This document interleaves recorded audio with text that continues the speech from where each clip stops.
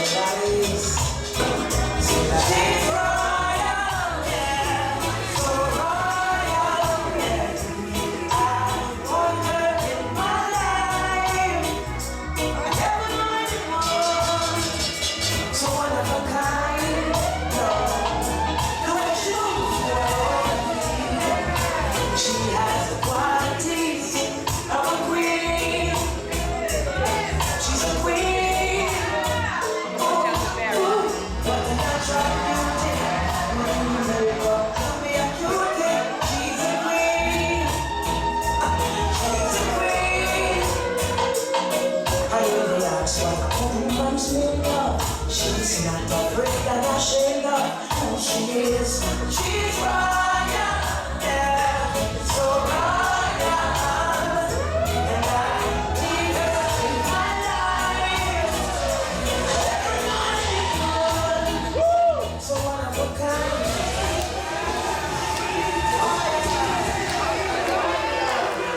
Switch this out. Everybody for being here. You know, I am about being present when the time needs to be. There's three things I want to talk about. Purpose. There's a reason for that. Patience.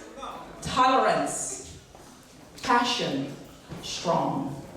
That's everybody in this room. You have all of those things. You're equipped with them. But sometimes you don't use them properly and when they're supposed to be used. And that is of me. This was not a part of my goal to be an author in October of 2019. I wrote many things down. That wasn't it. But when it came, it told me I had to jump. And the person who brought it to me knew I had to do it. Some of you are in this room, and you're probably saying, I have so many things in me. I don't know how to bring it forward. I don't have the right people around me that will help me ignite more of me. But I'm here to tell you, because I've got those people in my life, this is my reality. But this is just one. I wanted to just talk about that. Because I've had some rough things happen this year. Yet, I smile, and I knew they were supposed to happen. Because it revealed myself, things, and people around me. And sometimes, that wakes us up. Because we're so complacent, we're sleeping around, and not paying attention with what's happening. Sleeping meaning sleeping around in your house, not paying attention to what's really going on. And I chose those words because the book chapter, mine, is on purpose. And in my opinion, I found purpose quite late in my life. What does that mean? It meant that it was not a word that was prevalent in my upbringing. And many of us don't know what that is. We're around it. It's part of us, but we just don't know when it will come forth. So guess where I found purpose? Here in Atlanta, in my 30s. And as for the people who know me from my village, there was one thing that kept popping up in my life and I was told a lot. The teacher told me I talk too much. Excellent, but talk too much. Well, that's not by coincidence. I'll tell you what it's by DNA. My grandfather was a headmaster. My aunts and uncles were speakers. They were in the government. I had people around me that were constantly speaking. And I happened to be that little girl in the schoolyard being what? Nosy. So all of that was dripping on me, as I say. So many of you have it. You just don't know it's there. You ignore it. Life comes, the family comes, and somehow you are lost. You're lost by the wayside because you take care of everybody else but yourself. And you don't realize you have something called purpose. And it's yours. No one can tell you what it should be. No one is allowed and qualified to dictate how it should be and when it should be. Because you're given it for your mere what? Existence. The chapter is called, Is My Mere Existence Enough? No, it's not. There's more to you. There's more to you nurturing others. There's more to you giving. And when it starts to come, it's forceful. Because that is something that you have kept deep inside. But when you're around the people that, as I say, regurgitate it, guess what? Off you go. So this ontology is 25 women, including myself. And I chose to speak on purpose because when I found it, I was right down the street. Reed and what is that? South Harrison. I was a single mother. I didn't live in my own place. I lived with my mother's friend. I went to a networking event right down the street. And this is what happened. Set up just like this. I didn't know it was called networking at that time. And as we came into the door, I was asked for my business card. I didn't have one. So I said, how do you get that? She says, you need a business. But I didn't know how. I thought I needed capital, large sums. Didn't happen right away. But guess what happened when I went home? I felt that nobody knew who Sebrena was. Sebrena had nothing to contribute, and I felt naked. I felt like, not a failure, because I was a mother. That was a blessing. But I felt, well, what am I going to provide and give to her? And how do people know who I am? I'll fast forward, because I'm making this quick. I just want you to know what's happened here since I got to Atlanta in 2002, when I left her. And she thought I'd abandoned her. And I said, let me get myself together. And I'll never forget, I went to an event. And someone says, have you ever Googled yourself? And I said, no. That's when Google first started coming out. So I Googled Sebrena Sumrah Kelly. Nothing came up. I urge you to Google yourselves if you're not doing that. So I said, I guess you got work to do. The moral of the story, if you Google me now, you'll see what comes up.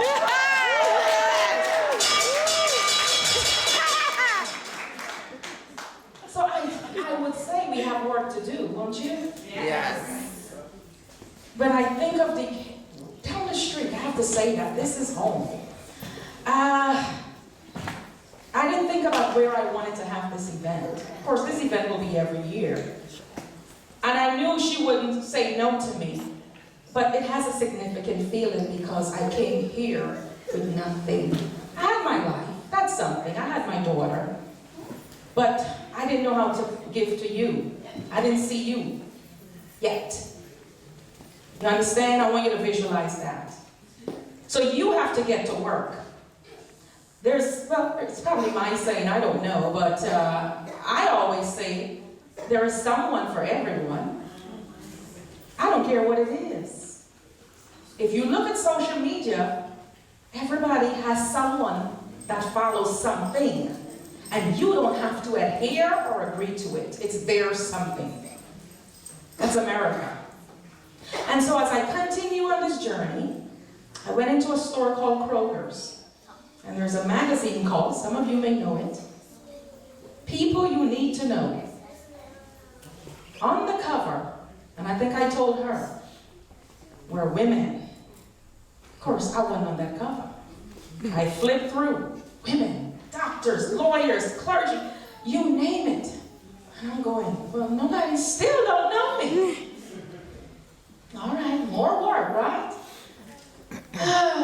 Fast forward. I was approached by the publisher because of this very thing called a networking event. He heard about it, he came. And I was the first Caribbean woman in that magazine. I'm saying that to say, sometimes, I know sometimes you don't feel you get the support. But honey, my husband will tell you, I was never at home. Some of you who know me a long time, I was in the trenches. I would come home 1, 2 o'clock in the morning. He won't fuss. He would say, how did your day go? My daughter was little at the time. I would miss volleyball games. My mother still lived there, and she says, you're tired, come home and pass by me and get food. You don't got Coke. I had their blessing. Of course, I had somebody else's before that. And I did the work. I'm telling you, when you do the work, you're not going to get what you're supposed to when you want it. It's on His time. Because you're probably not equipped with the right tools. You're not supposed to fail. That's why you don't get it when you ask for it. Because you're not equipped for it at that time. Understand what I'm saying. This is where patience come in now. Tolerance. Be patient. The right people will surface. And they won't, you don't have to beg them. They will give themselves to you. And this word, passion. Oh, I can't help it, I'm sorry. Some of you can't. Your posture, when someone sees that, is one or two things going to happen. They're either going to stick with you or run like hell. It's okay if they run, because you don't take everybody home. They don't belong. Okay. And the reason I'm telling you this is because all of this happened to me. I used to not beg, but says, God, she ain't even come in and support me. That's okay. Never surround yourselves with people who see you as a threat. Right. I also say, I am not a spectator. I am the main attraction. And that's with confidence. Many of you are spectators in other people's what? Right. You are the main attraction. And unless you understand what that means, you will always be behind someone. You don't belong there. That's right. You stand your ground. You know that whatever you have was given to you by what? Assignment. I can tell you how to do what you do. When you go to bed at night and you ask for those things, however they come to you, that's how you deliver it. So you never feel that you have to. No. What you have is for you, but it does take time. We ask for two things in a hurry sometimes, and it's never authentic when it's rushed. Because again, you're looking at other people's stuff. How many people do the same things in this room? But your what is key? Delivery. And your authentic self. Now, Guyanese in this room, let me use an example. I didn't sound like Donna, because I didn't grow up where Donna grew up. I grew up in the country. I even asked her a certain place. She don't even know, really, where I'm from. We're Guyanese. But we're Guyanese women, and we're from different parts of Guyana. Right. I won't talk like her, even though I sound a little like her. Did she climb trees? She probably didn't climb trees. But I'm saying, you must know you have to stand out. This is not to denigrate anyone. You just stand out in what you do. And as they say, when you show your true self, they will come. And they will come so freely, you will say, oh God, it's coming so fast. How do I stop this? No, because when is that time? It's that damn time. It comes in abundance.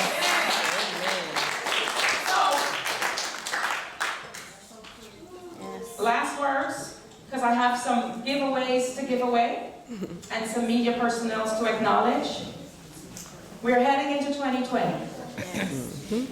We're here to give thanks, as I say, for all of 2019. Should we not? Yeah, We should. absolutely. Thank you, Jesus. You've made it this far. And you didn't make it alone. Right. And you didn't make it where you said, oh, I ain't got nothing else going on. You know, no. Think about this for a second. There's many times you've smiled in this year, have you not? Of course, that's a blessing. Something made you smile. I want you to think about that. And some things made you cry. So you turn the things that made you cry into something that makes you smile. I'll give you an example. Y'all may not like this one, but I'm just putting it out there. There's a saying, when you look at your bank account, does it make you smile or cry? That's in my industry. It's empowerment talk. Because if that thing make you cry, what you got to do? Here you go. Do some more work. So 2020, everybody, you should have written your goals down already, because I have.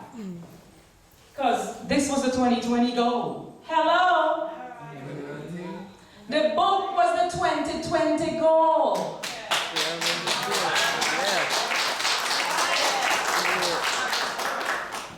You don't write stuff down. If you don't write stuff down, do y'all do like me at night? You jump out your sleep and start writing stuff? Okay. No, because guess what? That's it bursting. It's telling you, no, write this down because you're going to forget. Right. And then here comes somebody, because see, this is 2020. She's still here. Yeah. And she says, I've got something for you to be a part of. And I was actually afraid. I had to jump. And the other 24 women, we were all in this together.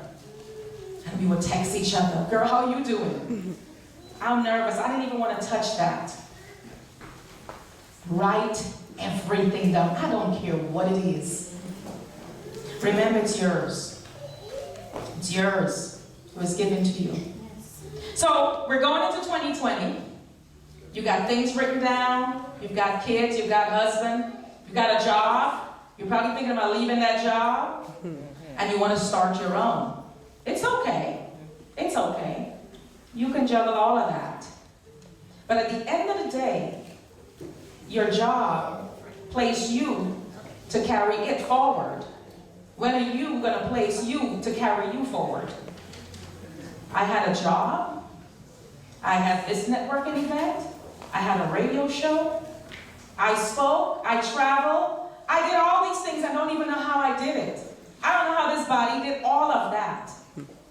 Because I had a purpose in me. And it won't let me sleep at night. Many of you who are friends with me know I'm up. Because I'm writing things down every time I get it. And I want you to know, you may hear, oh, it's another year. I say, I'm going to write this down and this is going to come true. That's okay. You write it down. And let it surprise you. I don't care how many. Because you're going to find that the things that you wrote down, maybe none of them may come true. And the things you didn't see coming, are you prepared for it? Yes. Right. So I want you to say, I know my life has a purpose, whatever that is. Because we're not going to be here long. Remember those dates? Your born date? What's the other date? The inevitable date. What you do in the middle speaks for itself. I don't care who you are. Again, you might say, you know what? I didn't see that in part of that lifespan of mine. But you know when that time comes, you may have a village, a family, people who know you and love you and remember how you make them feel. There's a saying, when you make that first connection with someone, they'll never forget how you made them feel. They may say bad things about you, but there's something about you that you will leave with them.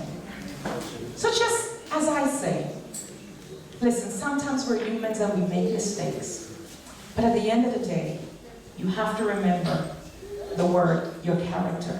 That word, it speaks for itself. Never let someone write your biography for you. What does that mean? The work you do is that. You're in control of it. So 2020 is around the corner, and you've got your goals written down, and you're ready to send the kids off to college, new schools, and I want you not to forget you. Because again, as I stated in here, we're all given to each other. You must have something to talk about, write about, and know that it will be remembered, even when you're not here. You have to remember, you have to know that will happen. That will happen. And we're not doing this for someone to talk about it. But many of us don't want to talk about it. To say, oh, I didn't know I have that. Of course you do. You're not a liability. You're an asset to yourselves and your communities. And people who know that phrase, you know exactly what I mean, because I always believe the village. I come from a village. Outside of my family, they raised me. We're all in a village. But I think social media sometimes can make us get so complacent with what we're doing.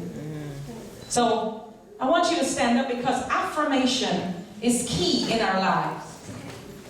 And I want you to know, when you affirm who you are, which is what? Your name, your identity, no one can take that away from you. No one can take that away from you.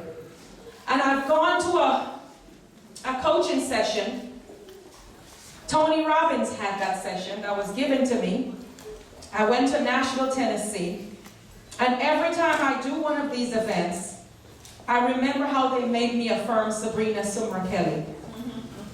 I was so weak when I got done because my body was detoxed.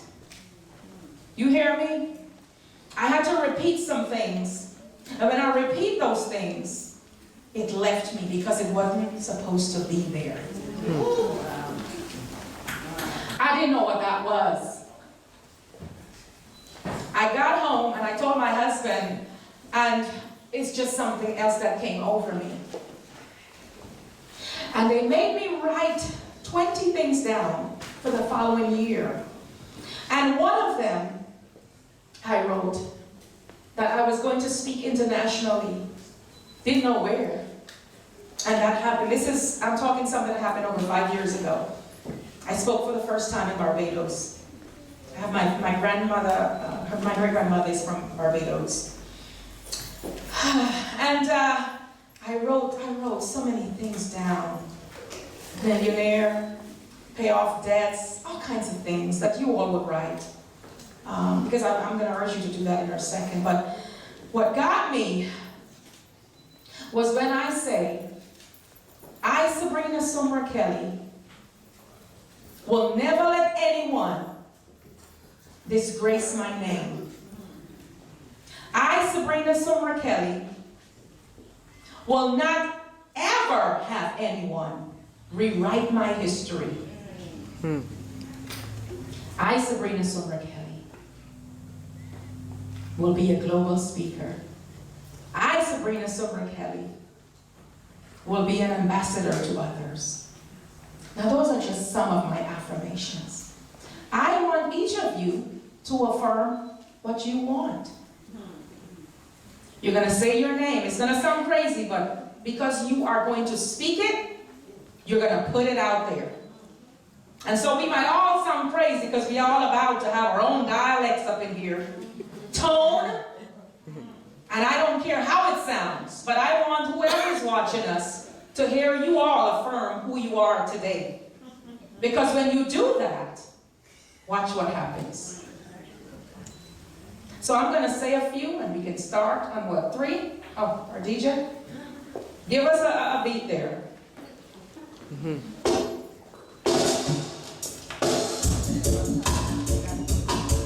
One, two. After 3, I want you to say, I, Sebrena Sumrah Kelly, and then you say your name and what you want to affirm. Just a few minutes. 1, 2, 3, go. I, Sebrena Sumrah Kelly, will affirm who I am. I, Sebrena Sumrah Kelly, will continue to serve the voiceless. I, Sebrena Sumrah Kelly, will continue to uplift. I, Sebrena Sumrah Kelly, will continue to speak loud. I, Sebrena Sumrah Kelly, will never let anyone disgrace my name. I, Sebrena Sumrah Kelly, will always serve. I, Sebrena Sumrah Kelly, will be true to my name. And so it is. And so it is.